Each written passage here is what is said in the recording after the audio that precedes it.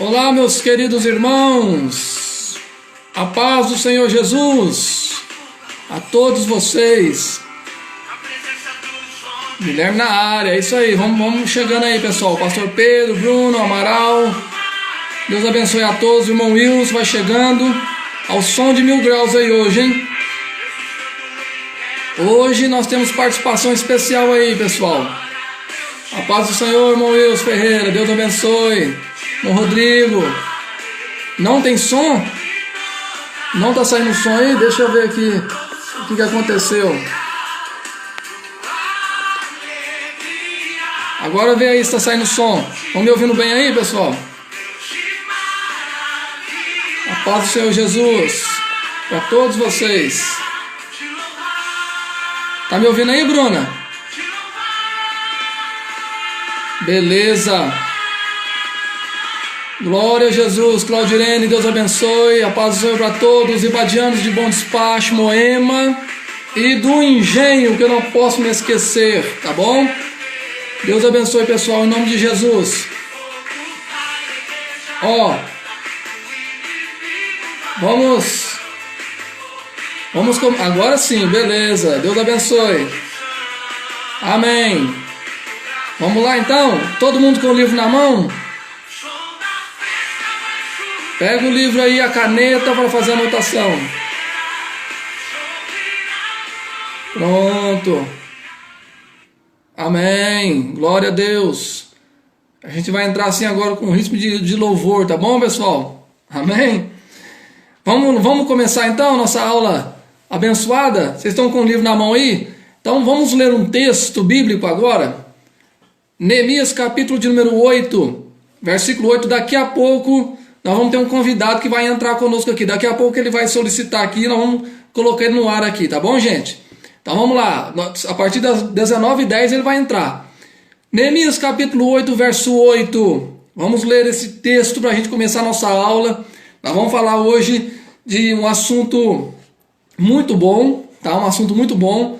É um texto que as pessoas têm muita dúvida, né? Vamos falar de fariseu, vamos falar de saduceu, de alguns segmentos, né? Algumas seitas que interpretaram a Bíblia achando que estavam interpretando corretamente e acabaram prejudicando a obra do Senhor. Então, antes de qualquer coisa, é necessário a gente ler Neemias capítulo de número 8, o versículo 8, para a gente dar abertura, tá? Que fala assim: e leram o livro da lei de Deus, e declarando-o e explicando o sentido, faziam que lendo se entendesse. Então vou ler de novo para vocês entenderem o texto aqui, tá? E leram o livro da lei de Deus. O que é o livro da lei de Deus? A Bíblia, a palavra. Naquela época a Torá, os pergaminhos, a Torá, né?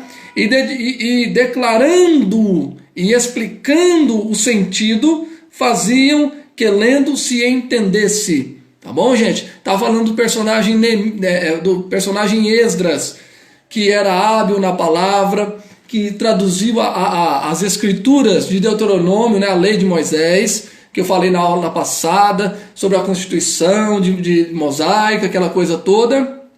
Há 2 aulas a gente está falando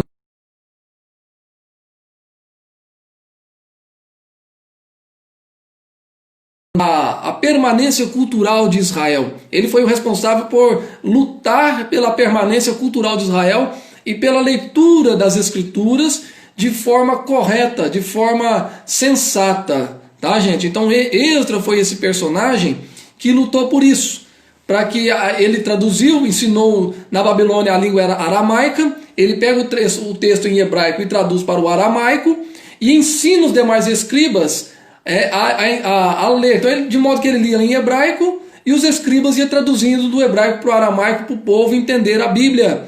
Ele declarando e os outros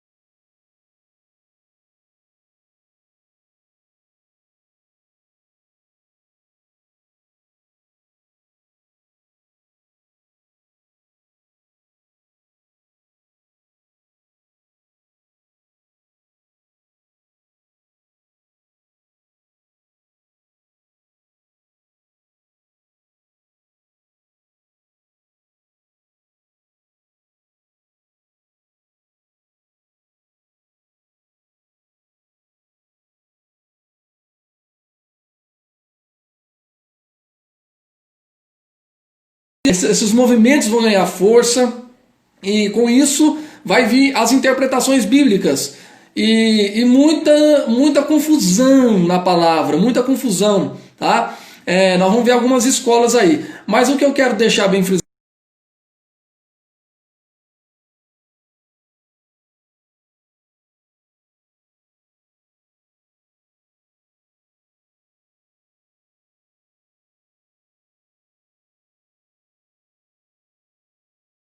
para quê? Para que se tenha a palavra pregada da forma que ela é, da mesma forma que ela precisa ser pregada.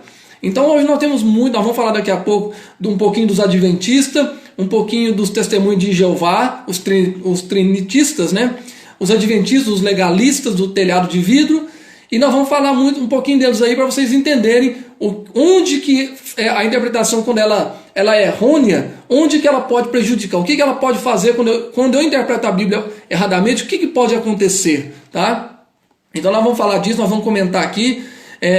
Então eu quero que vocês abrem comigo aí o livro de vocês, tá, pessoal? O livro de vocês já chegou, eu sei que tá falando, e ver onde os pais da igreja erraram, onde eles erraram nas interpretações da Bíblia, onde os judeus erraram, onde os gregos erraram, onde os pais da Bíblia, da igreja, né, primitiva erraram na interpretação bíblica, para que a gente não caia no... Isso, voltou.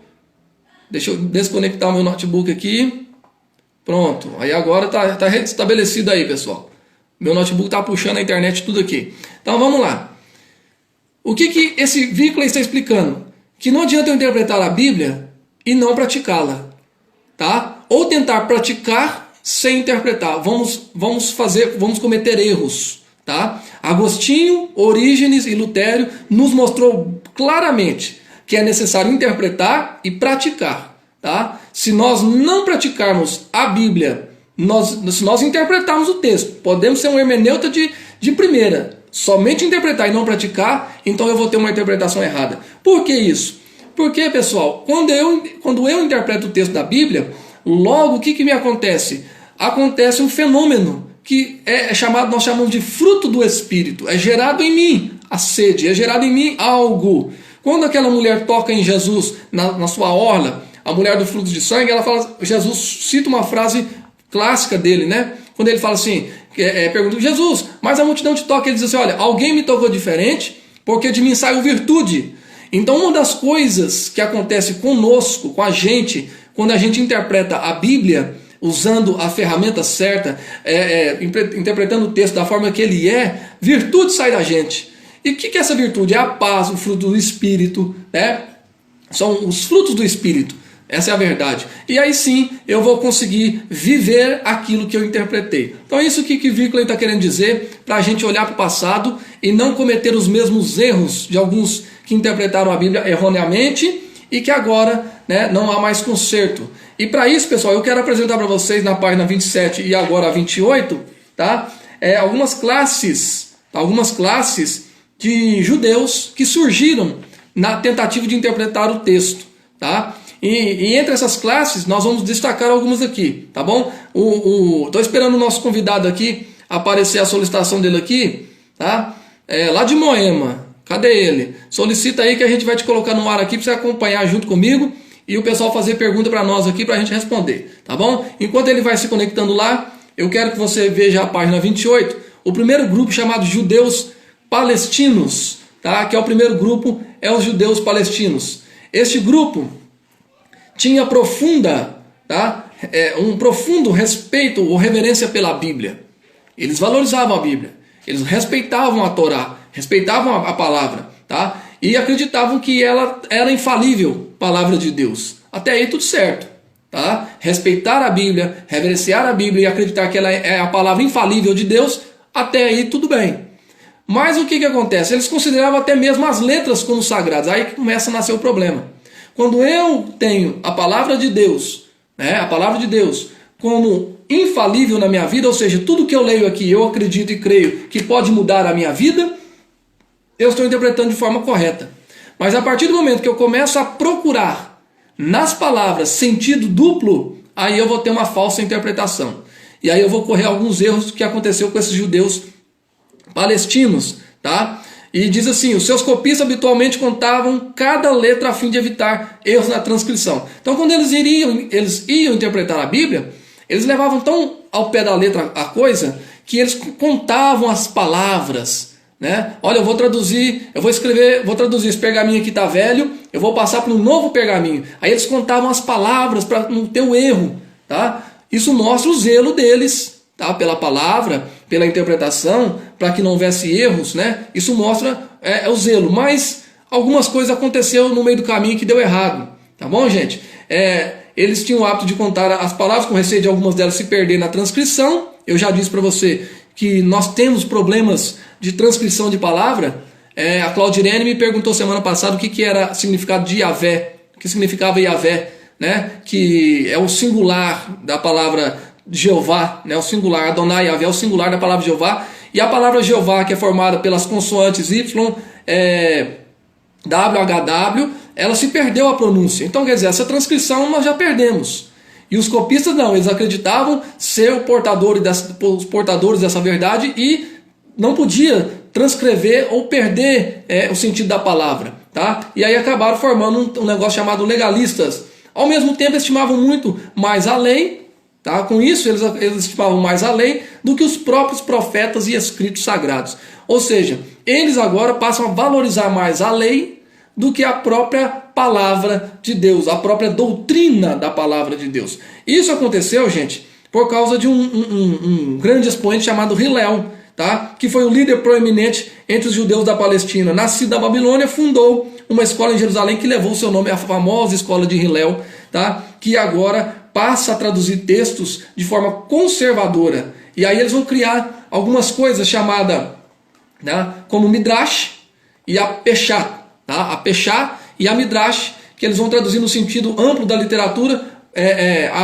A Midrash agora vai se tornar o que nós conhecemos hoje como lei oral, tá, pessoal? A lei oral. E aí, com essa lei oral chegando, nós vamos ter outros grupos aí, como os fariseus, que praticavam, tá bom? Tem aqui a forma, aqui da interpretação da Midrash, tá? Que era de caráter legal e tinha uma tendência edificante e livre, tá? Então ela se dividiu em dois grupos, não é o caso de eu falar aqui agora, mas a Midrash acabou se tornando uma lei, quase que uma lei oral, né? E os fariseus depois vão fazer isso. Bom, quem é que pratica esse tipo de coisa nos dias de hoje? A igreja adventista do sétimo dia, tá, pessoal? O que eles pregam? Eles pregam que no livro do Apocalipse diz que a igreja verdadeira, né? E aparece lá no Apocalipse, fala da igreja verdadeira, e que eles acreditam que lá no Apocalipse fala que a igreja verdadeira é a que cumpre a lei e os mandamentos e a palavra. Então eles acreditam que por eles respeitar o sábado, eles são a igreja verdadeira, os remanescentes. E que, segundo essa teoria deles, né, eles têm o direito de se considerar igreja, a única igreja verdadeira. Por quê? Porque eles têm os seus profetas. E, inclusive, segundo eles, a tradição diz que se tivesse um profeta moderno, essa igreja seria a igreja verdadeira. E que eles julgam ser o profeta moderno a senhora Ellen White, né, que teve no seu escrito aí mais de 2.000 profecias. Ela profetizou mais de 2.000 profecias, entre as quais 3 profecias sobre a volta de Jesus, que nenhuma funcionou. Segundo eles, Ellen White era considerada profetisa do próprio Deus, porque quando ela estava recebendo a revelação de Deus, ela era capaz de ficar 2 horas sem respirar, assim como o profeta Daniel ficava. Gente, uma interpretação totalmente errônea, loucura. E aí eles interpretam a questão do sábado e erram na interpretação. Então, ou seja, eles se tornam legalistas, como os judeus da Palestina, tá? Se tornaram legalistas. É mais ou menos aquele negócio que eu já falei para vocês, né? Do acreditar que chupar manga com leite, ou comer manga com leite, faz mal. Né? Então eu não posso tomar uma vitamina dessa, né? Não posso tomar uma vitamina. É mais ou menos isso a lei oral, tá, gente? E aí tornaram isso lei. Então nós temos aí um grupo hoje que é adventista, que são os legalistas, tá? Porque eles valorizam o sábado. Eles acreditam que o sábado, na interpretação deles, é o descanso. O segredo ali, pessoal, não é o sábado. O segredo ali é o descanso. Quem é o nosso descanso? O próprio Jesus. Tá? Esses dias eu tive que conversar com a irmã, que ela e o seu marido assistiu um programa chamado Bíblia Fácil, no canal Novo Tempo, da Adventista. E eles estavam assistindo e lá falou do sábado. E o pastor que estava falando lá confundiu a cabeça dela e do marido dela. E eles ficaram doidos, perdidos, e acreditando que nós estávamos errados. Aí ela veio me procurar, conversar comigo. Mais de 1h30 de conversa, eu expliquei para ela que o negócio do sábado, né, porque o que Deus estabeleceu na questão do sábado era o descanso da terra. O negócio é com a terra e não com os judeus propriamente, né, mas era o descanso para a terra. E por causa disso eles pagaram um cativeiro de 70 anos por desobedecer essa lei. Então, pessoal, o legalismo faz isso. A má interpretação, o conservadorismo da palavra. Gente, Jesus nos chamou para ser livres. A palavra do Senhor tem que ser interpretada livremente, tá bom? E aí nós temos esse primeiro grupo aí. Cadê o meu convidado? Aparece aí, convidado. Deixa eu te colocar na tela em nome de Jesus. Cadê o Guilherme? Revelei seu nome aqui, ó, né? Aparece aí, Guilherme, para a gente colocar você, para a gente dividir a tela aqui, que vai ser bênção para a nossa vida, tá bom? Pessoal, o segundo grupo, os judeus alexandrinos. Vocês reparem comigo, na página 28, que vai só piorando a coisa. Os judeus palestinos interpretam de forma conservadora e rigidamente a palavra, tá? E a ponto de fazer a palavra se tornar legalistas, e aí surge o grupo dos fariseus aí, vai aparecer como esses legalistas, tá? E aí depois vai surgir esse outro grupo, chamado grupo de judeus alexandrinos, que partiu, gente, de um princípio terrível, tá? A sua interpretação era determinada mais ou menos pela filosofia de Alexandria. O que eles fazem? Eles agora começam a valorizar a filosofia grega e trazer para dentro da Bíblia, tentando interpretar. Isso trouxe uma confusão muito grande. E Paulo, o apóstolo Paulo, vai se deparar com situações como essa, e ele vai ter que corrigir na igreja da Galáxia, na igreja de Corinto, na igreja de Efésios, tá? Na igreja dos Efésios, ele vai ter que corrigir alguns problemas desses, de filosofias que foram trazidas e tentando incorporar dentro da Bíblia. Tá bom, gente? E o que eles fizeram? Eles adotaram um princípio fundamental de Platão, que não se deveria acreditar em nada que fosse indigno de Deus. O que isso significa?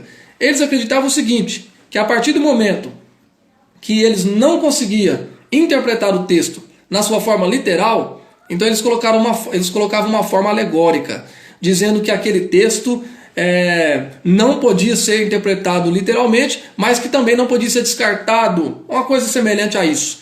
E aí o que eles faziam? Eles usavam a alegoria, tá? O que é alegoria? Figura de linguagem.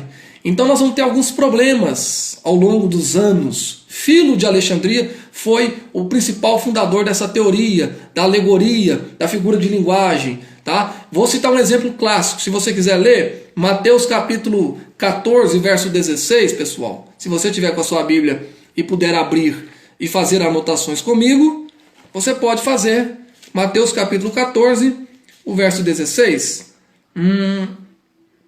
Não é esse, é 16, 14. Deixa eu lembrar aqui, gente, o texto. Eu li isso agora de tarde. Ah, Jesus, perdi o texto. Marcos 14. Ai, perdi o texto aqui. Deixa eu ver. Eu sou ruim, pessoal, para guardar endereço de versículo, vocês não imaginam. Quando Jesus fala, alguém talvez vai lembrar aí e pode me ajudar aqui. Eu li isso agora à tarde. Deixa eu ver se é Marcos 14. Quando Jesus fala do Espírito Santo, que ele fala que ele prometeu um outro Consolador, tá? Um outro Consolador. Deixa eu ver aqui se é o 16. Não, me perdi, mas depois qualquer coisa eu vou achar aqui e posto para vocês, igual eu fiz aqui em Divinópolis segunda-feira. Eu esqueci um versículo aqui, mas no final da aula eu postei e ficou tudo certo. Mas há um texto aqui em Mateus, né, me fugiu a memória aqui o endereço dele, que Jesus faz a promessa do Espírito Santo, né? Tudo ao vivo é assim, viu, gente? Ao vivo a gente esquece, some da cabeça aqui, desaparece e a gente fica perdido, né? Mas não vamos ficar preocupados com isso não. Vamos seguir aqui, depois eu posto o texto aí para vocês. Jesus fala que promete um outro Consolador. E aí, essa palavra outro, Mateus 14, me ajuda aí, Daniel, vai procurando aí, Mateus 14, acho que é 16, alguma coisa, ou 12. Ao vivo é assim, a gente não tem tempo para achar, porque senão o tempo corre, a gente fica só caçando texto, né? Mas Jesus promete outro Consolador, não sei se, não vai ser Mateus 14, né? Ele promete outro Consolador, depois alguém bom de Bíblia aí vai me ajudar a encontrar isso aí, tá bom, pessoal? E aí, ele promete outro Consolador, Tá? No final do capítulo a gente fala isso. Ele promete outro consolador. A palavra outro ali, na tradução grega, é allos. A-2-L-O-S, allos, da palavra grega. Só que o Filo não conseguiu interpretar isso, né? Porque a origem da palavra alegoria, ela vem da origem da raiz da palavra allos. E dá um negocinho assim, uma contradiçãozinha entre as duas palavras aí. Então Filo não conseguiu definir isso. E ele começa a dizer que a palavra que Jesus usou para outro, se referindo ao Espírito Santo, não era allos, mas era héteros. A palavra allos no grego significa da mesma espécie. A palavra hétero significa de espécie diferente. E aí Filo vai dizer o seguinte, olha, não é a palavra allos que Jesus usou, ele usou a palavra hétero, tá? A palavra hétero, que significa diferente. Com isso, pessoal, ele aplicou a alegoria, dizendo que o Espírito Santo, aquilo era uma alegoria que Jesus estava dizendo, que viria outro, não tinha como vir outro igual a Jesus, ia vir diferente. E aí tem uma igreja que pegou isso e fez a sua fé baseada em cima disso, que é a igreja dos testemunhos de Jeová, os trinitistas, que acreditam, né, que Jesus é apenas um profeta, que o Espírito Santo não existe, que ele não é uma pessoa, que ele é apenas uma força, um poder que Jesus tinha. Né? Então ele está querendo dizer o seguinte, que aquela palavra outro ali é o poder de Jesus, quando não é. A Bíblia diz que realmente é halos, traduzido na hermenêutica é halos, que é outro igual a Jesus.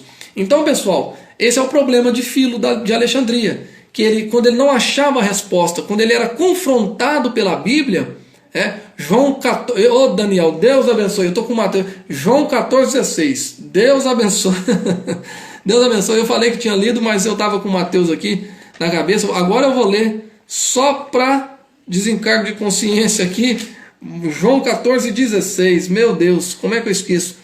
E rogarei ao Pai, e Ele vos dará outro Consolador, tá? Outro Consolador para que fique convosco para sempre. Deus abençoe Daniel em nome de Jesus por ter nos ajudado aí. Então, olha você ver como é que ele interpreta. Então, o que Filo de Alexandria ou os judeus alexandrinos pregavam? Que quando você não conseguir interpretar o texto, coloca alegoria, que é uma figura de linguagem. E aí nós vamos ter um problema clássico entre os cristãos, que muitos dos cristãos não conseguem interpretar o Apocalipse, por ser o Apocalipse cheio de figuras de linguagem. Por exemplo, no Apocalipse vai aparecer cavalos, né, ali branco, amarelo, vermelho, preto, vai aparecer um dragão, uma mulher grávida, o dragão que sai do mar, a besta, e aí vai surgir várias figuras de linguagem ali, e as pessoas não vão conseguir interpretar. E aí vão usar a mesma técnica dos judeus alexandrinos, quando eles começam a colocar, né, a sua própria interpretação no texto. Por exemplo, para vocês terem ideia, quando eles falam que Adão se escondeu de Deus, essa expressão é uma desonra a Deus, porque Deus vê todas as coisas, então não tinha como Adão se esconder de Deus. Aí o que eles falam? Eles falam que, portanto, só pode tratar de alegoria, ou seja, que Adão não se escondeu de Deus, que era apenas uma figura de linguagem dizer que Adão se escondeu de Deus. Mas não é isso que Apocalipse 3, versos 7, 8 e 9 fala, e o versículo 10, porque o Deus chega no jardim dizendo, Adão, onde estás? Gente, quem pergunta por outra pessoa, onde é que... Se eu faço uma pergunta dizendo para você, pessoal, onde você está? Cadê você? Claro que eu não estou te vendo. Nós sabemos da soberania de Deus, que Ele vê todas as coisas, que Ele é onisciente, que Ele sabia onde Adão estava.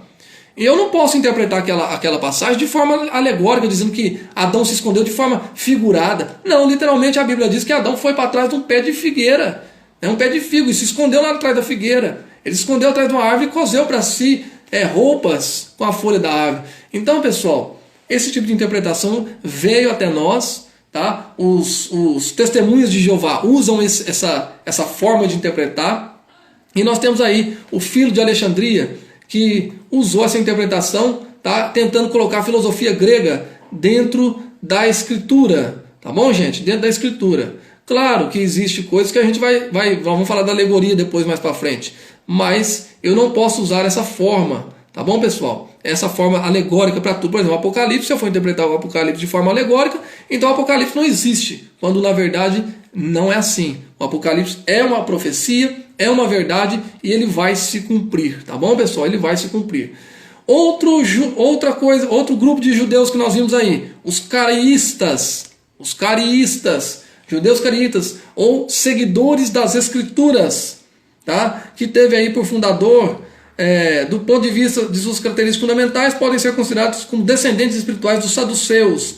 Inicialmente foram chamados de Benimica, filhos de leitura, e que depois passou a se chamar de Caraim ou biblistas. Tá? O que essa turma fazia, pessoal? Vou dar um exemplo para vocês aqui. Essa seita, denominada por Stephen Farr como os protestantes do judaísmo, foi fundada por Anan ben Davi, por volta do ano 800 a.C., depois de Cristo, melhor dizendo, tendo em vista suas características fundamentais dos saduceus. O que eram os saduceus? Os saduceus não acreditavam em ressurreição. Os saduceus não acreditavam em anjo. Tá? Eles não acreditavam nisso. Então, como é que eu vou traduzir a Bíblia? Como é que eu vou traduzir o Novo Testamento se eu não acredito em ressurreição? Quem é o principal, o apóstolo Paulo até cita dizendo que ele é o primeiro, tá? Ele é o primogênito da ressurreição. Quem é? Jesus. Então eu não posso dizer que se eu não acreditar em ressurreição, então eu estou dizendo para você que o Novo Testamento para mim não vale nada. Eu vou descartá-lo. Eu vou firmar apenas no Antigo Testamento. E aí, pessoal, eu tenho um grande erro de interpretação aí. Tá? Tem um grande erro de interpretação, porque o Novo Testamento começa a partir do momento da ressurreição de Jesus. Jesus morre no Velho Testamento. Lembre-se disso, guarda isso aí. Anote isso aí, que é muito importante você saber disso, para você estudar depois Cristologia. Jesus morreu no Antigo Testamento. Quando Jesus morre na cruz, ele está morrendo no Antigo Testamento. Quando Jesus desce a Bíblia diz no sábado, né? Aquele episódio quando Jesus desce para tirar do cativo o cativeiro, né? Aquele todo episódio ele está fazendo no Antigo Testamento. Mas você lê lá no Evangelho de João, capítulo 20 e capítulo 21, quando Jesus ressuscita, tá? Aí sim, dar-se a inauguração do Novo Testamento. Por quê? Porque Jesus ressuscitou, é o primeiro dia da igreja, é a ressurreição de Jesus. Por isso nós praticamos, o próprio Gregório trouxe essa interpretação para nós a respeito do domingo como dia de adoração de adoração a Deus. O domingo é o nosso culto. Por isso nós não frisamos no sábado. Tá? O Novo Testamento então começa a partir da ressurreição de Jesus. Mas os cariístas não acreditavam nisso. A Bíblia menciona os saduceus 14 vezes. Sobre esse grupo religioso judaico, sabemos que, pois os saduceus declaram não haver ressurreição, nem anjo, nem espírito, ao passo que os fariseus admitem todas essas coisas. Atos 23 e 8.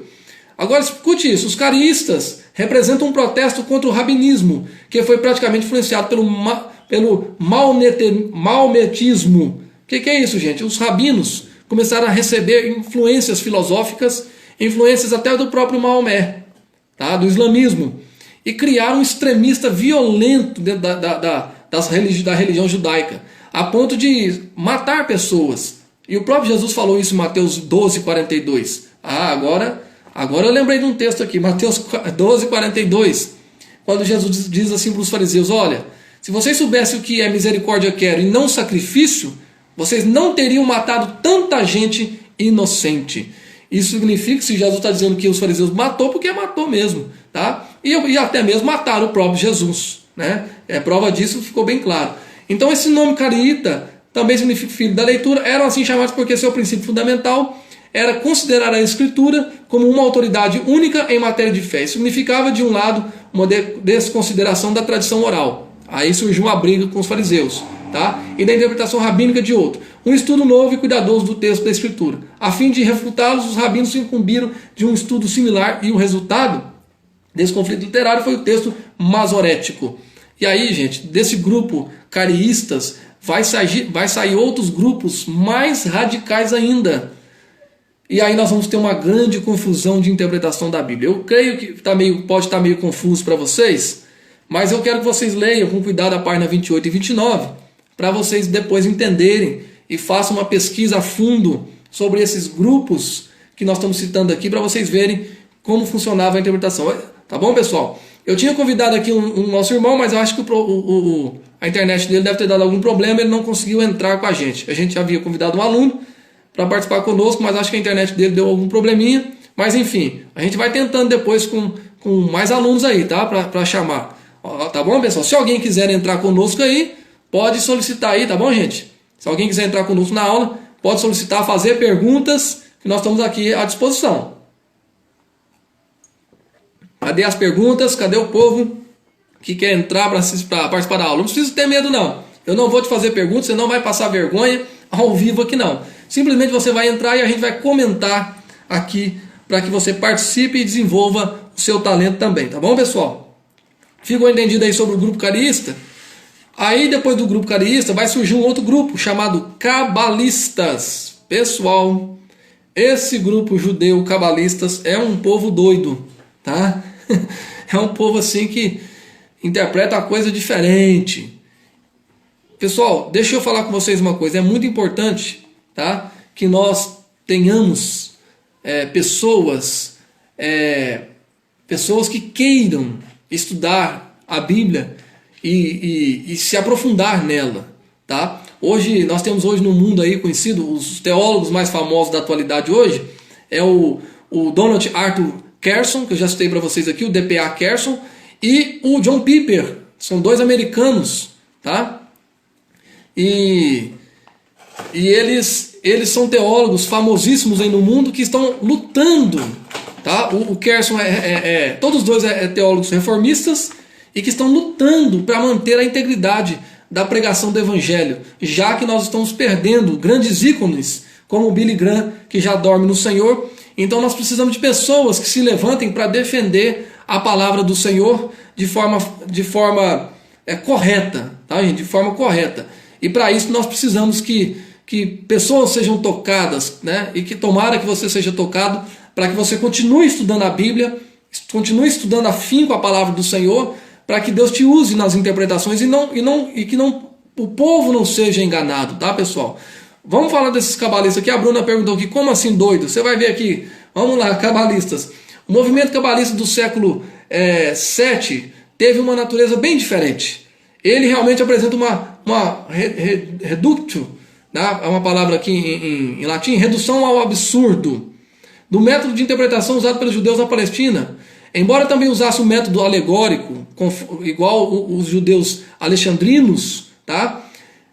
Precederam na suposição de que todo o Massorá, mesmo os versos, palavras, letras, sinais de vogais e acentos, foram dados a Moisés no Monte Sinai.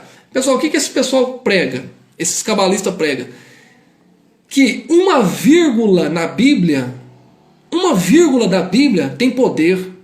Que um acento foi dado, uma palavra que Deus deu para Moisés, que teve um acento, um pingo no i, aquele pingo tem um poder. Pessoal, isso é um extremista, né? Isso é um extremismo muito grande. Por quê? Porque, de um modo geral, a gente pode dizer assim, não, pastor, mas realmente a palavra de Deus ela toda, né, é o poder de Deus. Realmente, Romanos 1,16, a palavra é o poder de Deus. Mas o que eles fizeram, pessoal? Eles começaram a contar letras. Eles começaram a dar símbolos nas palavras, e aí formaram códigos, formaram regras, tá? E aí vão fazer jogos de palavras para interpretar a Bíblia. Eu vou mostrar para vocês aqui, tá? Então o que eles fazem? Cada número das letras, cada uma delas, a transposição, a substituição, tinha um poder especial e até mesmo sobrenatural. Na sua tentativa de desvendar os mistérios divinos, valeriam dos seguintes métodos. Primeiro método que esse pessoal cabalista usava: gematria. O que é isso? De acordo com a qual podiam substituir uma palavra bíblica dada por outra que tivesse o mesmo valor numérico. Aí, pessoal, eles começam a usar a numerologia para interpretar a Bíblia. Esse negócio de cabalismo existe até hoje. Para vocês terem ideia, existem alguns famosos adeptos no Brasil, entre eles os mais conhecidos aí é o jogador Ronaldo Fenômeno, o Ronaldinho, o Ronaldo Fenômeno, o antigo, o careca, né? O camisa 9 da seleção, é cabalistas. A esposa dele, que ele casou lá, que tem um filho com ele, é cabalista. E outros atores famosos são cabalistas. Ou o que seja, fazem jogos de números de palavras. Tá? Isso aí, gente, é perigoso. Porque ao invés de eu interpretar a Bíblia para a minha edificação, eu começo a interpretar a Bíblia tentando achar misticismo dentro da palavra. A Bíblia não é miticismo. A Bíblia não é mística. Tá? A Bíblia, vou dar um exemplo para vocês. Já viu aquele pessoal que fala assim, ó, eu vou ler a Bíblia aqui, vou abrir um texto e Deus vai falar comigo.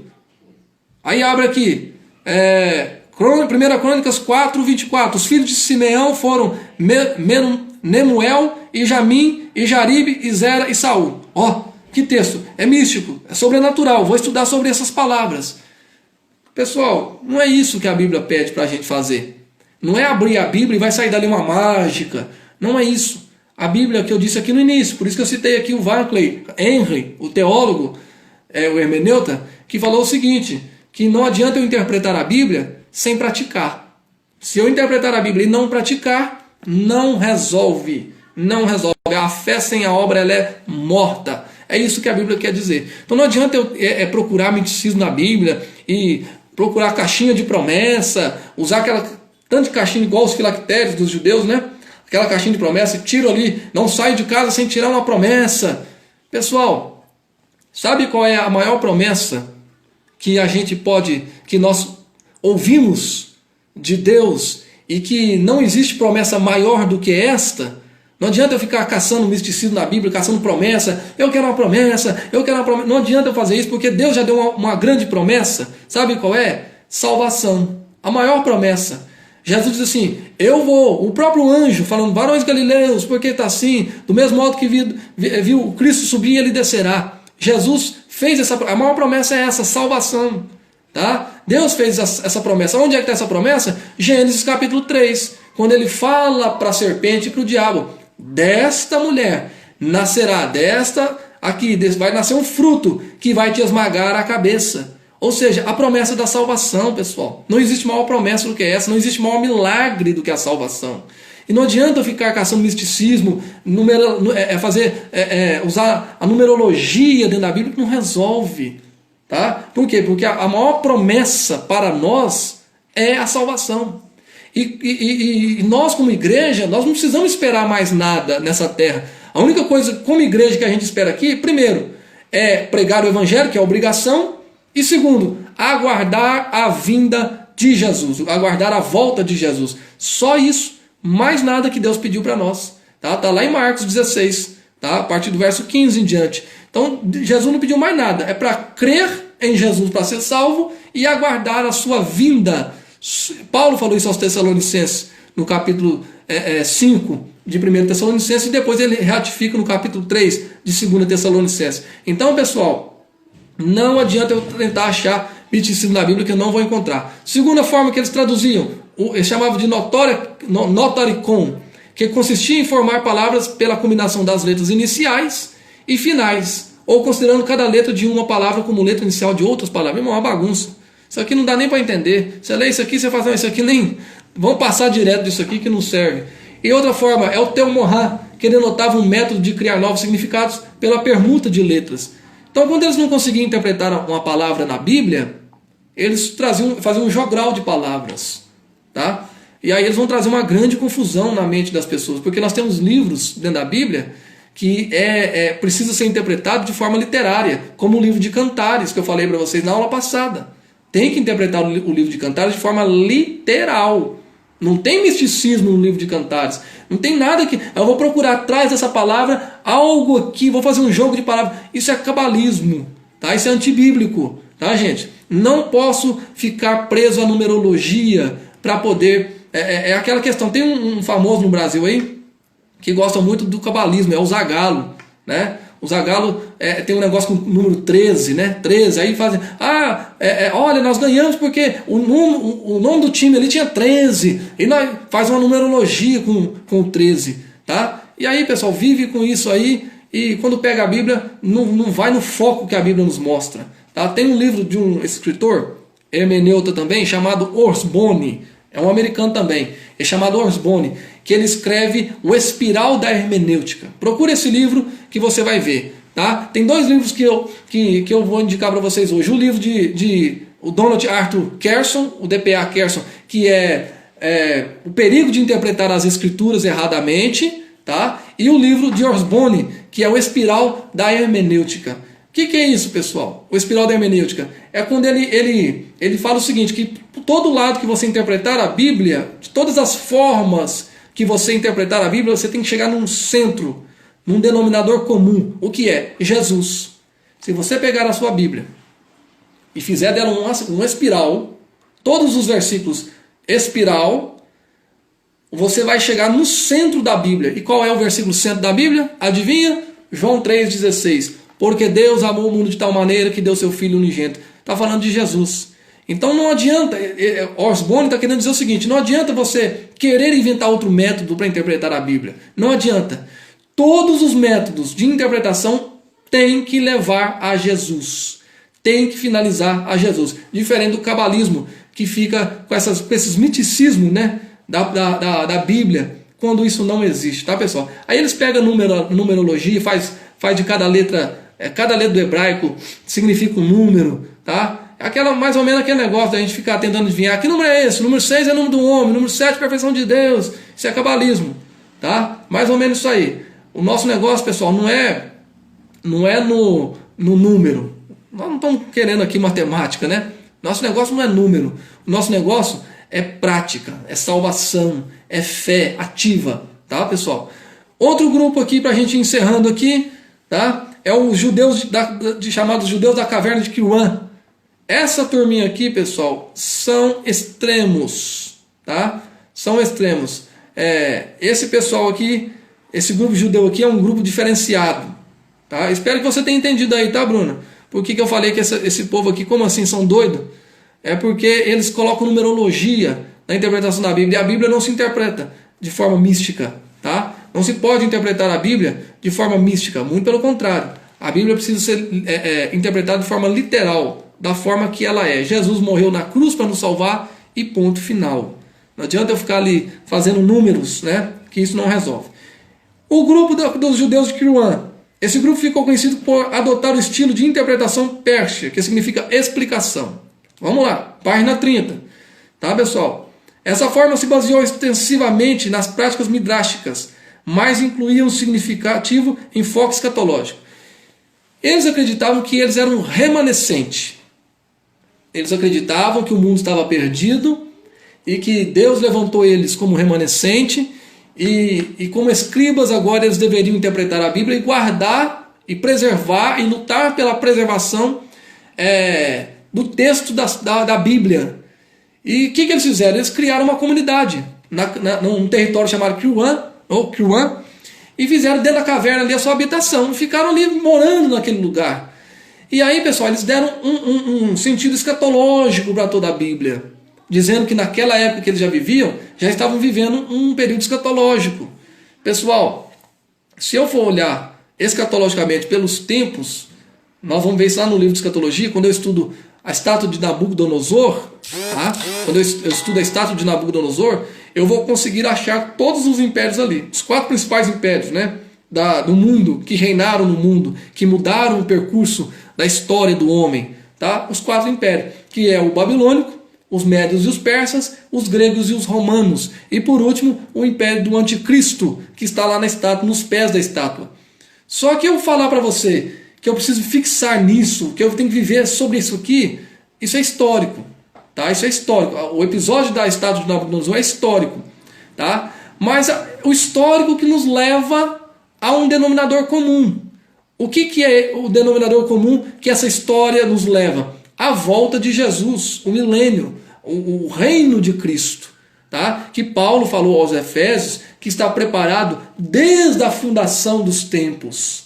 Tá? Desde a fundação dos tempos já está preparado o reinado de Cristo, mas que por causa do pecado do homem, Deus teve que tratar com o homem, né? Dessa forma que ele nos trata, e dar o seu filho para morrer por nós, a resgate, mas que em breve, lá no livro de Romanos, capítulo de número 11, né? Verso 32, acertei, esse aqui eu não erro não, Romanos 11, 32, vamos ler isso aqui, você vai ver a promessa sobre Jesus. Romanos 11, 32.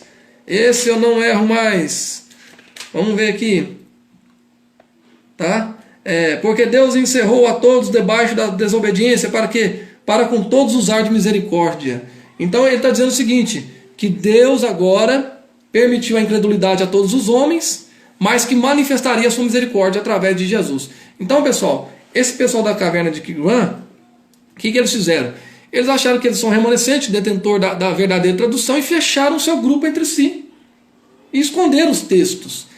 Duas coisas que eles fizeram aí, de erro. Primeiro, achar que eles são detentores da única tradução da palavra, porque não são, a palavra de Deus é para todos, e negaram a palavra de Deus aos outros, que é descumprindo a ordem do ide por todo mundo pregai. Se eles são os verdadeiros remanescentes, se eles tinham a verdadeira palavra, o verdadeiro sentido da palavra, então anuncia isso, pregue às pessoas, tá? Pregue às pessoas, anuncie a verdade às pessoas. Mas não, eles se enfiaram dentro da caverna e ficou ali, tá? E aí vamos seguir para vocês verem o que aconteceu com eles.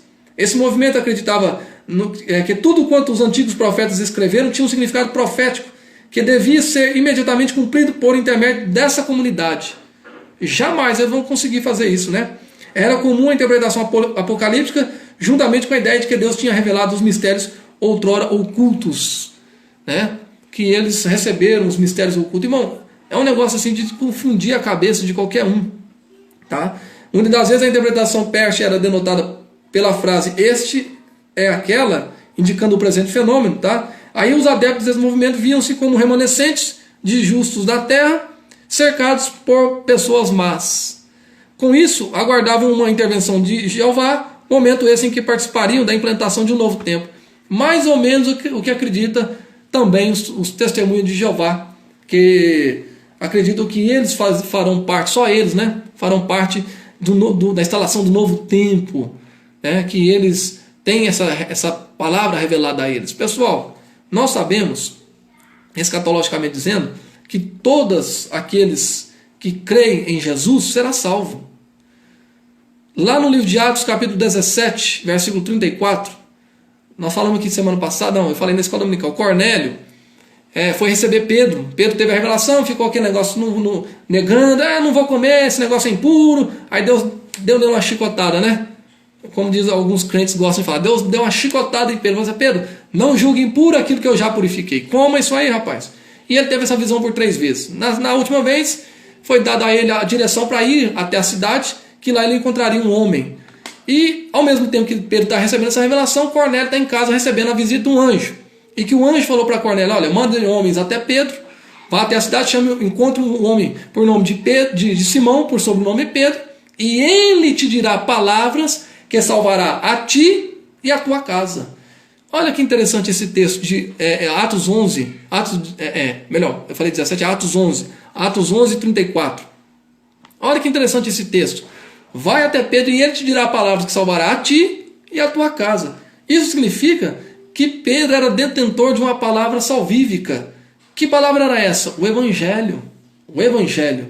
E aí Pedro entendeu que Jesus queria salvar os gentios e ele entrou de cabeça e pregou. E a Bíblia diz que ele entrando na casa de Cornélio começou a falar, logo o Espírito Santo já batizou aquela turma no Espírito Santo. Jesus já batizou ele no Espírito Santo, melhor dizendo. Jesus já batizou ele no Espírito Santo. E depois Pedro batiza ele nas águas e ali ficou estabelecida uma igreja. Então, pessoal, se nós somos detentor da verdadeira interpretação do texto, nós não podemos enfiar isso dentro de uma caverna, esconder isso das pessoas. Eu tenho que anunciar. Só que eu não posso também ser extremista, como os palestinos, como os alexandrios, como os cabalistas, ficar caçando misticismo na Bíblia. Eu não posso fazer isso. Então, qual é a melhor forma de eu fazer para interpretar a Bíblia? De forma literal. Na próxima aula, eu tomei um tempo maior aqui hoje com essa narrativa, mas na próxima aula nós vamos falar do capítulo 3 e o capítulo 4, tá, pessoal? Nós vamos falar 2 capítulos de uma vez na próxima aula, tá? E aí vocês vão ver a interpretação das Escrituras no Novo Testamento, como eu tenho que fazer, tá? Como tem que ser a interpretação no Novo Testamento. Em resumo, em conclusão da nossa aula de hoje, eu quero dizer para vocês o seguinte, que a melhor forma de interpretar a Bíblia é pensar da seguinte maneira: será que a minha interpretação eu vou conseguir praticar? Será que isso que eu estou lendo eu vou conseguir colocar em prática? Eu vou praticar isso que eu estou lendo? O que eu estou pregando, o que eu estou falando, eu consigo praticar? Se você conseguir, você está no caminho certo, Você está interpretando a palavra do Senhor da forma que ela precisa ser interpretada, de forma literal. O que é a forma literal? O amor. O amor. Tá, pessoal? Jesus resumiu os 613 preceitos e os 10 mandamentos, ele resumiu em um só. Ama a Deus acima de todas as coisas e o teu próximo como a ti mesmo. Se praticar o amor, você está interpretando a palavra do Senhor corretamente. Mas a partir do momento que você não consegue amar, você não está interpretando a palavra do Senhor e você não vai conseguir praticá-la. Você está condenado ao erro e pode ser o caso futuramente de ser condenado até ao abismo. Tá, pessoal? Mas o que eu quero que você entenda é o seguinte. Por que nós estamos falando desses 4 grupos aqui? Para você ver que as traduções, o perigo de traduzir a palavra erradamente, o perigo de ser legalista, tá? Nós não pregamos costumes. Eu, pelo menos, não pregamos costume, nós pregamos a doutrina. Se a palavra do Senhor diz que é não, é não. Se a palavra do Senhor diz que é sim, é sim. Passou disso, procedência maligna. Então, pessoal, qualquer dúvida que você tiver acerca da palavra do Senhor, nos melhores casos, vamos dizer assim, né? Eu ia falar os piores casos, mas no melhor caso, não saia falando aquilo que você não tem certeza. Procure o teu pastor, procure os presbíteros, procure os teólogos aí de bom despacho, procure os obreiros e pergunte, está certo isso aqui? Se você tiver com dúvida, a hora que for pregar uma mensagem, tiver com dúvida, procure um pastor e diga, pastor, dá uma olhada no meu sermão aqui, está de acordo? Posso pregar? Está certa essa interpretação? Porque se você errar na interpretação e ensinar isso para as pessoas, você vai levar elas a um caminho do erro. E aí você pode futuramente estar criando aí uma seita que você talvez não saiba. Ah, pastor Denis, mas está sendo radical demais. Não. As maiores seitas começaram, ou melhor, todas elas começaram por 2 formas. Má interpretação e visão de um anjo. Tá? As seitas começam assim. Uma má interpretação da Bíblia e uma visão de um anjo. Sonhou com um anjo, interpretou errado, virou seita. Tá bom, pessoal? Espero ter conseguido explicar para vocês isso aqui. Esse assunto aqui é um pouquinho cansativo mesmo, mas na próxima aula nós já vamos desembolar, vamos para capítulo 3 e 4, estude aí durante essa semana, esse final de semana, pegue firme nesse livro, estude hermenêutica, Deus vai fazer você um hermeneuta, tá bom? Para você interpretar, ajudar o pessoal aí. Quero orar por você, em nome de Jesus, curva a sua cabeça, vou fazer uma oração para que Deus te abençoe e continue te guardando. Depois, pessoal, se alguém tiver dúvida, quiser rever a aula, parece que tem um irmão Ricardo, acho que é isso, o irmão Ricardo está conseguindo aí baixar os vídeos, né? E colocar no grupo. E tem um áudio também, a aula áudio, tá? Então você põe no carro lá, vai me ouvindo, a minha voz é chata, mas peça misericórdia a Deus, que Deus te dará misericórdia para você nos ouvir de novo, e aí você vai chegar ao entendimento.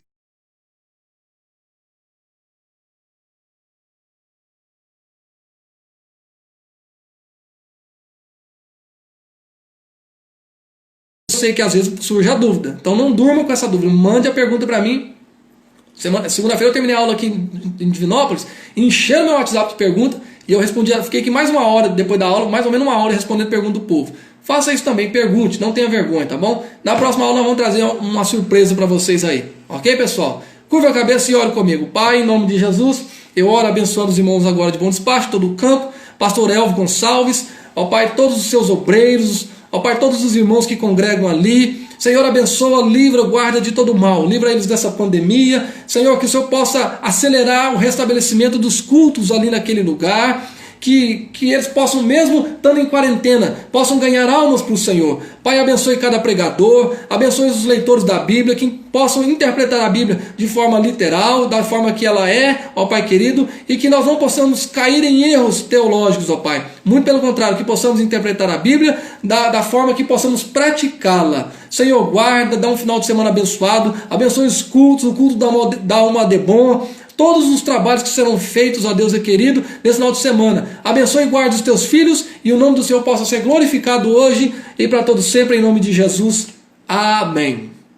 Deus abençoe aí o irmão Wilson, o irmão Marley, pastor Pedro, Daniel, Aline, Claudirene, Amaral, enfim, todo mundo que chegou aí, que entrou, que assistiu a nossa aula, tá bom, pessoal? Deus abençoe, espero ter ajudado. Se ficou alguma dúvida nessa aula, me pergunte, não fique sem dúvida.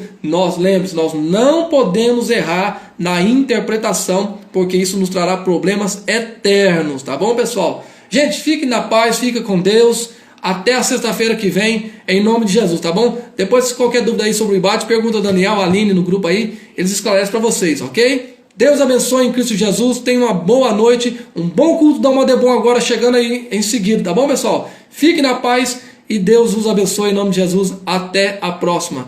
Amém. Deus abençoe.